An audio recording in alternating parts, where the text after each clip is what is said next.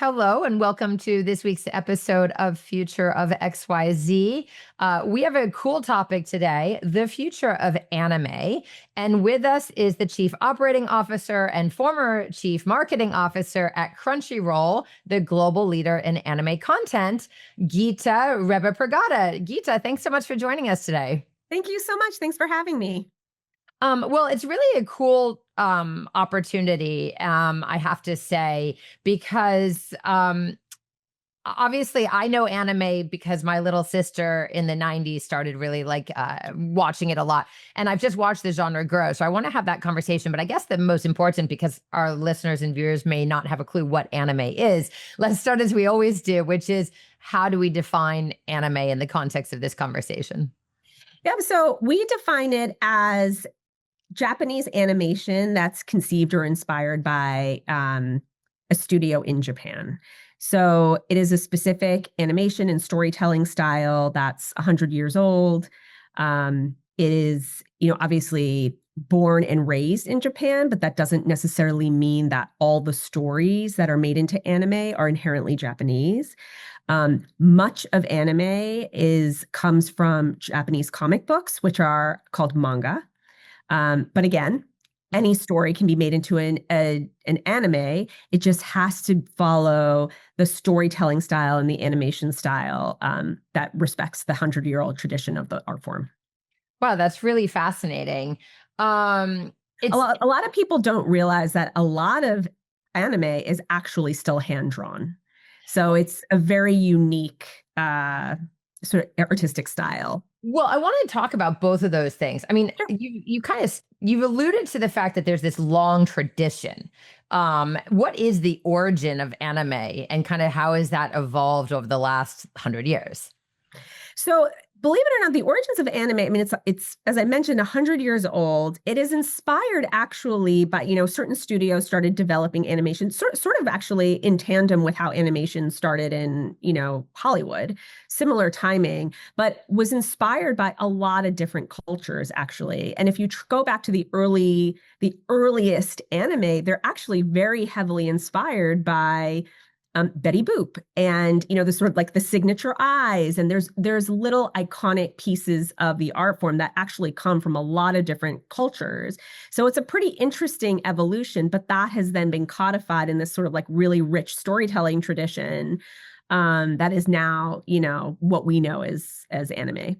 It's really interesting. I know that obviously the widespread success has something to do with the internet. I would expect Sure. internationally from the 80s. But as I was mentioning, my little sister with like the 90s, and when I was kind of researching for this topic, because it's not an area I have any expertise in, frankly, Sure. I was coming up against, titles like Ghost in the Shell and Cowboy Bebop, and kind of these kinds of crazy things that frankly were very, very popular at that time. And then Sailor Moon, and you start seeing these like stories. And then of course there was an Academy Award winning animation film, I think in the early 2000s, that maybe like exploded the genre. Would you say that that's kind of like the last 20 years have really been the massive growth, or do you think it was already happening? So I think in the US, that is the case, right? That we, in the 80s, Cartoon Network, Toonami, these were on linear television, these were channels that started to show the Dragon Balls, sort of some of the more iconic anime that you referenced.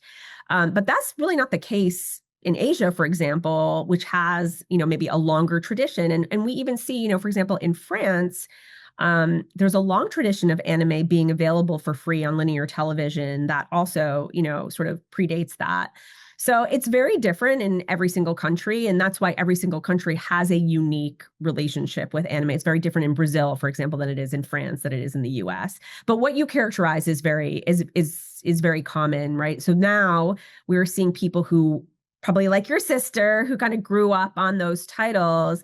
They've now grown up, they have kids, they're now sharing their love of anime, of these classic iconic titles with their kids, which is super awesome to see, actually. And there's been a couple Dragon Ball films that have come out over the last couple of years, and as we've attended them and have been involved with those films, it has been really rewarding to see that generational viewing, which is kind of a relatively new thing, actually, for anime.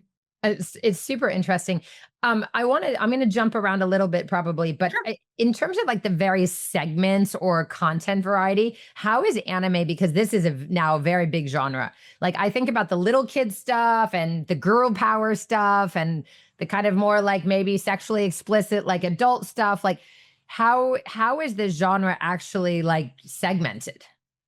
So what we say is that, and a lot of people don't think about it this way because anime on a general entertainment service will be a category. Mm, But truly, it's not a genre, it's a medium. And so every medium that you have in general entertainment applies to anime. So there's romance, there's comedy, there's you name it, every single one exists. And so that's why I mean, we love it, right? Because all we do is anime. And so our genres are all the genres that you would find in general entertainment. In addition to that, there's unique genres for anime. So there are just stories that fundamentally aren't told in that way that are told in anime. So I'll give you an example, which is there's a genre called isekai, which is super popular. And actually, like I watch a lot of isekai personally. Um, and it's a genre where you literally go from one world into another world and you're kind of crossing between worlds. That's a super popular storytelling narrative in anime.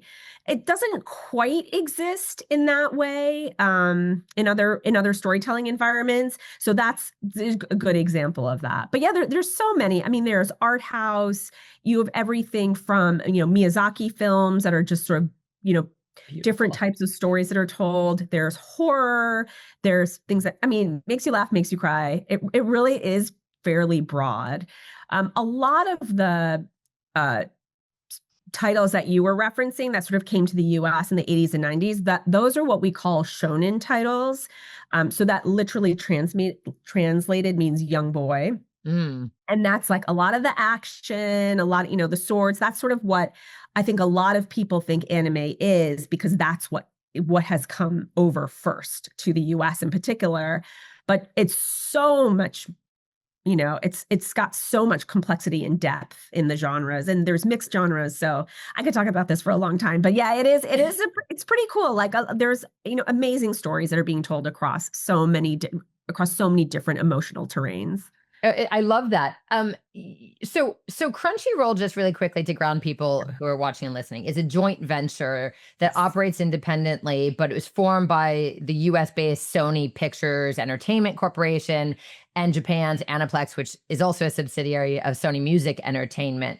Um, it's essentially a streaming platform, but you have a lot of different distribution aspects. Talk about anime, if you will, in terms of its entertainment value today. Sure. So Crunchyroll, we think of ourselves as being in the audience business, not necessarily a streaming service. And so we actually have a very broad offering to give fans access to their favorite stories in a lot of different ways. And to be honest, like, the to think about what the future of entertainment looks like, it is that, right? The lines between different entertainment disciplines are completely blurring, and we will see that continue to happen. And so that's always been sort of the case in anime. So that's just kind of how we live and breathe. But we have stories that are on our streaming service. We have an e-commerce store. We do films. We have games, different types of games. On and on. And so we do experiences, we have Crunchyroll News, we do an award show. So there's so many different ways that you can engage with your favorite show or the medium in general through Crunchyroll. And that's super important to us. And I think is like a core part of how we think of ourselves as a company and like our reason for being, right? Which is we say this a lot internally. We're not trying to be something for everyone. We're trying to be everything to someone. And that someone is the anime fan. And so whatever they want with that particular show or whatever new shows they want to see, we want to be able to give that to them. And that's a lot of why many people at Crunchyroll wake up in the morning and come to work. It's really cool. I love that. Just talking about like, I want to get to like where the stories that you guys are bringing to life come from and these products and things. And I want to talk about the market size because it's kind of bananas to me and what's happening. But just first, because this is interesting, like the creative process and the talent piece of, anime, like talk about that a little bit. And also like, I mean, we're in 2025, but of course the title of the show is Future of XYZ. And so future of anime, like how is it evolving? Yeah, so we see our role, I think first and foremost, a core value of ours is absolute respect for the creative process that primarily happens in Japan.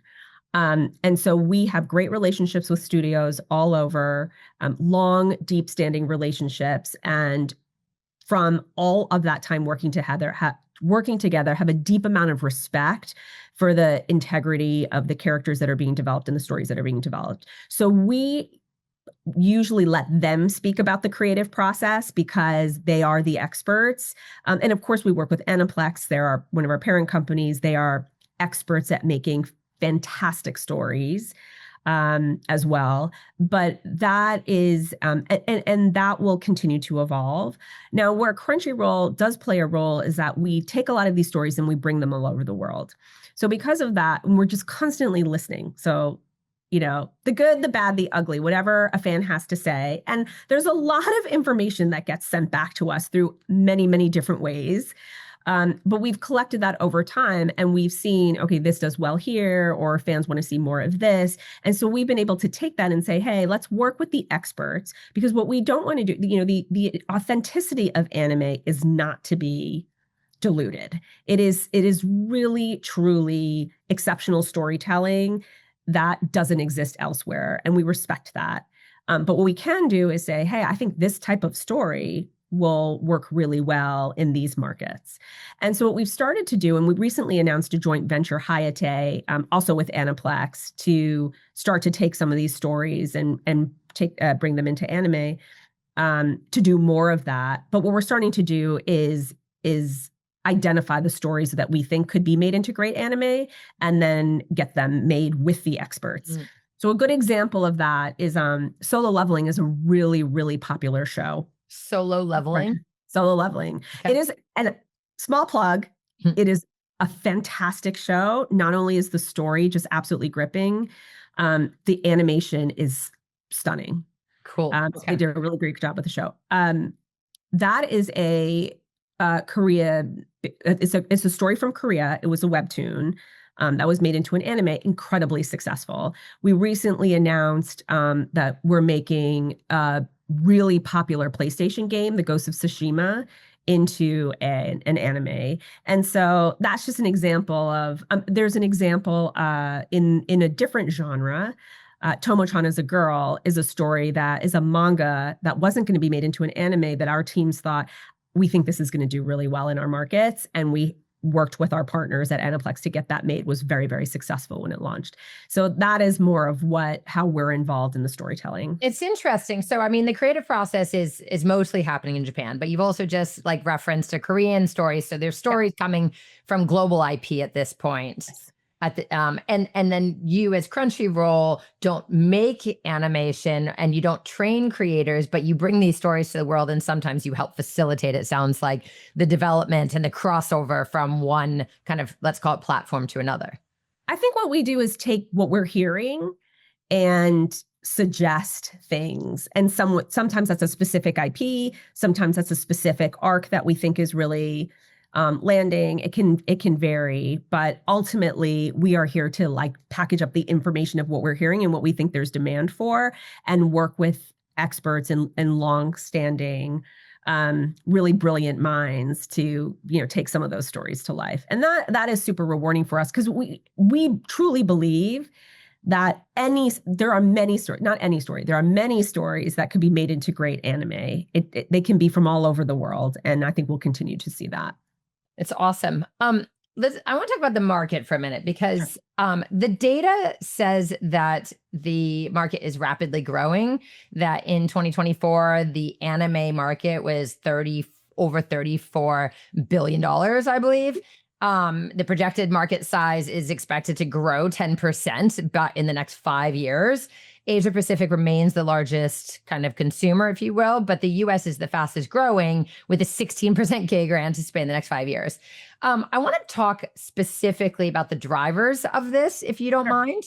We can just go in like whatever, rapid fire. So I think the first question I have is like, is one of the drivers of this growth like, and how does it work? The expansion of streaming platforms, even though I know you said Crunchyroll, you see yourself as kind of different than a streaming platform, but streaming platforms in general.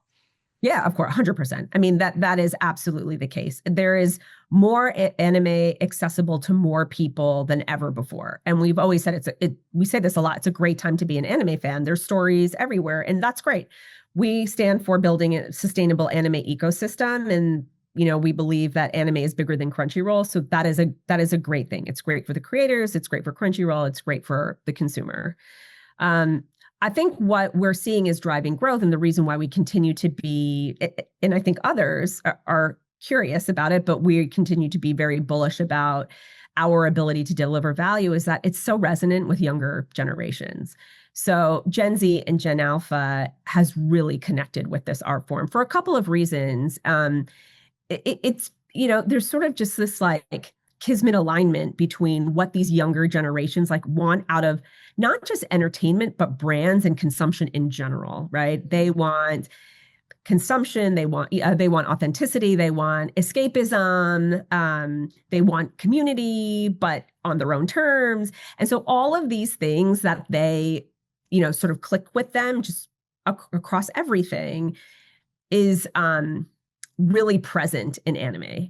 And so that is going to continue to drive growth, because these younger generations will get financial independence, continue to get financial independence, and they will continue to spend on the things that they love and the brands that they love and the shows that they love and characters they love.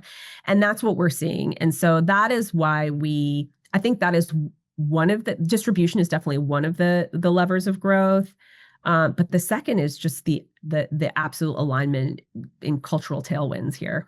It's interesting. I was going to ask about gaming, but I want to first ask something that's just resonant with what you just said. There's also like merch, right? Yes. I mean, there's like strong connection between popular animation or anime series, and like I think it's 32% of revenues of those that market value in 24. Like you yourself and your team, I should say, have launched an exclusive streetwear collection. You've launched some McDonald's collabs. Like, what is the role of merch as we look ahead? Well, I think it's huge because people want to wear what they love. And, it's just a form of collection in my mind. It's just the collection you wear versus put on your shelf versus, share digital goods, that you buy as well. So it's so many different things. But yeah, that's a really big part of being an anime fan or anything you love. Just being passionate about something is you buy it. And so if we're going to be everything to someone, then of course, if you love Solo Leveling, we're going to give you ways to wear it, ways to put it on your shelf, ways to listen to it, things like that. So that's really important to us too. And gaming is super important. So is music. That was going to be my next. So you can, which one you want to tackle first, gaming or music? Yeah, so both are super important. Gaming is interesting because, when people aren't watching anime, actually, and we say this a lot, not every anime fan is not every gamer is an anime fan, but an incredibly high percentage of anime fans are gamers, and like 2/3 of them describe themselves as hardcore gamers. And so when they're not gaming, they're oftentimes watching anime. And so that's what they're ping-ponging between back and forth. So that is obviously, we know this. We've added games to our service. Some of them are anime games. Some of them are just interesting sort of IP-based games that anime fans love. So we are definitely, very interested in making sure our subscribers have access to games, and all anime fans have access to our games. And then music, we have music on our service. That's a big part. Openings and endings are such a big part of the anime experience. And there's like such phenomenal music coming out of these shows. And you can watch some of these performances. We have, many of these bands play at the Anime Awards, and they're just really fun experiences to go to, and awesome. You guys started a concert series like Crunchyroll powered by, it seems like it's a big opportunity, and a Spotify channel and all the rest of it. And it's fun. It's just so fun. We just did a Crunchyroll Anime Fan Fest at San Diego Comic-Con, and we had 2 days of concerts, and it's just fun. It's just a great way to spend a couple days, and It's just so much joy and connection. It's awesome to be a part of. So I think that leads me to the last piece of this like growth model, which is like the live events and the community building activity. I mean, the statistics, of course, on the loneliness of the Gen Z and the alphas is pretty horrible. But there's this, like as you just said, spark joy, community, like connection. How do you see like live events and community not only as a revenue driver and a growth driver, but also, kind of what's the approach? And I don't just mean for Crunchyroll, but I mean broadly in the anime space. Yeah, it's interesting. I mean, I think everyone was curious to see after COVID sort of how live events would not only rebound, but would there be sort of like a correction? Because there was like an incredible amount of demand for it after COVID. And what we've seen is that just the demand has stayed. Like that is just a part of what especially younger generations are looking for. They're looking for in real life connection. And so that is a big part of what we try and offer. We're present at many, and it's not just about having the Crunchyroll, Anime Fan Fest, but it's also supporting all the other anime events and being present there and just offering something really cool to experience together when you are there. So it's a really big part of our program. We sponsor every Comic-Con in India, for example, like we just all over the world. We're looking for the right partners to bring the right experiences to. And that is a huge part of, and a huge part of where we'll continue to expand in the future. Nice. I love that. And as IF Design, who's my employer and also the presenting presenter of the podcast, now, we run the largest independent design award in the world. And animation is one of the categories in branding and communications, but it's not animation on its own. It's not in the same way. But I was excited to see that you guys had quite a large anime awards expansion in 2024. So it's pretty cool. Yeah. You guys commissioned a study from the National Research Group that was shared with me prior to this. You guys spoke with like almost 30,000 general entertainment consumers, kind of 13 to 54, 3,500 like hardcore anime fans across 7 markets. I'm curious, what were the biggest takeaways for you? Like top 3 takeaways? I mean, I love this study because it kind of put numbers behind what we see every day. So that was really rewarding to see. I think what'll be surprising to people who are not familiar with anime is that 44% of all general entertainment consumers between the ages of 13 and 54 identify as anime fans. So just the number is large. That's huge. It's people think anime is a niche. It's really not. Or if it's going to be defined as niche, it is a really, really large niche. But I think for me, the thing that I loved to see, and honestly, this large number was also surprising. Nearly 40% of teen anime fans say anime is a meaningful part of who they are. Wow. So that connection to identity, I mean, that's a powerful huge number. And then if you put that into the sort of cultural context of and this is across countries, right? But if you put that, and you alluded to this before, like if you put it into the cultural context of what the teenage experience is now, and all the sort of research that's coming out around all the things that you mentioned, right? Loneliness, need for connection, sort of like digital fatigue, and anxiety. That is a really meaningful number because it means that not only is this bringing joy, but it's also like really meaningfully contributing to the characters of these sort of this younger generation, which I think is super cool. There's a lot of great parables, a lot of great storytelling, a lot of great wisdom in the anime canons. So I was happy to see that. I was surprised that number was 40%, but I was also like, yeah, it makes sense. It's kind of what we're seeing.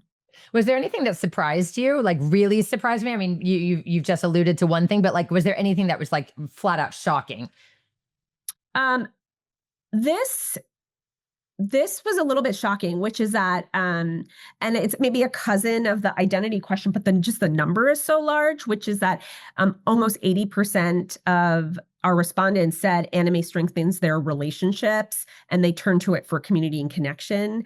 And I think that it's like a confluence of so many different things. One is just the passion around the storytelling. The second is around this desire for community and connection. That's just sort of like paramount in this generation, but that's almost 100%. I mean, 80% is very close to 100%. And it's so huge.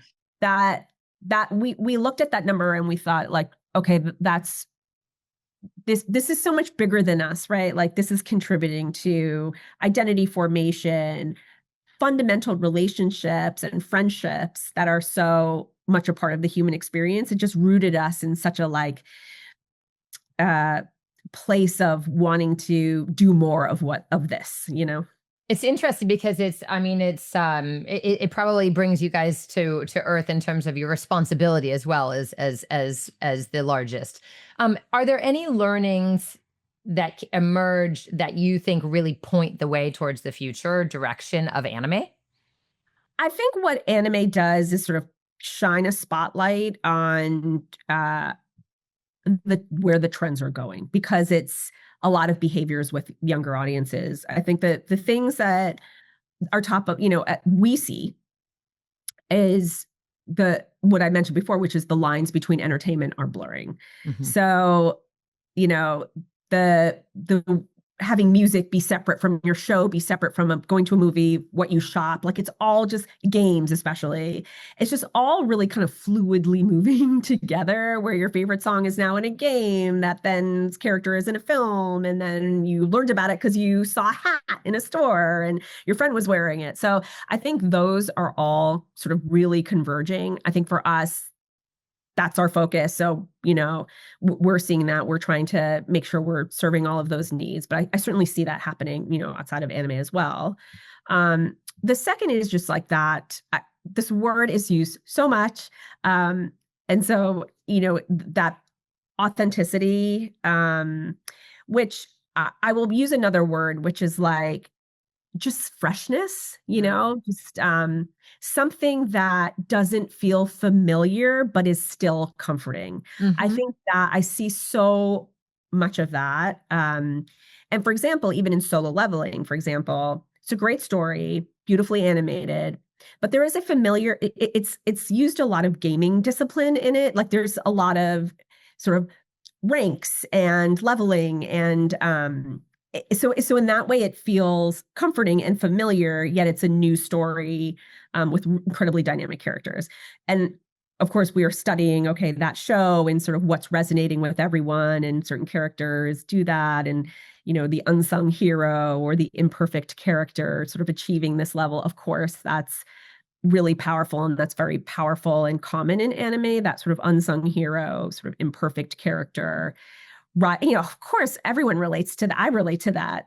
But I see a lot of that. And I think that freshness, real creative risk taking in the story arcs, I think that's, It's that's really cool. I can't believe how quickly our time went, Gita. But as far as my last question is always the same to all guests. What's your greatest hope for the future of anime in 25 years, which brings us to 2050? Yes. Well, there will be multiple, even more generations of viewing. I think what I will love to see, and I think we will see, is that you will see stories from all over the world that are made into great anime. And maybe those stories are wildly popular in one part of the world that become massive hits. I think the other thing you will see is that you'll just see more anime seep into more elements of pop culture. And we're already seeing it. It's big, and especially with younger generations, obviously, as I mentioned. But it's just working its way more into just the mainstream pop culture zeitgeist, and we'll see more of that. Now, my hope is that anime does get recognized for the medium that it is, and that all the different story types get recognized, and more shows win the prestige awards, and sort of get the mantles and the recognition that they deserve on those stages. That is what I expect to see and also hope to see. Gita, thank you so much for joining us on Future of XYZ today. This was a totally fascinating and surprising conversation about the future of anime. I really thank you. Thank you so much. It was great to be here. Enjoyed it. For everyone watching and listening, you can visit Crunchyroll to find out what their programming looks like. Subscribe. You can also, for everything that is related to Future of XYZ, visit ifdesign.com/Future of XYZ. And make sure that you follow us on social media, that you subscribe on YouTube, or leave us a 5-star review wherever you listen to your favorite podcast. We'll see you again in 2 weeks' time. Thanks. Thank you.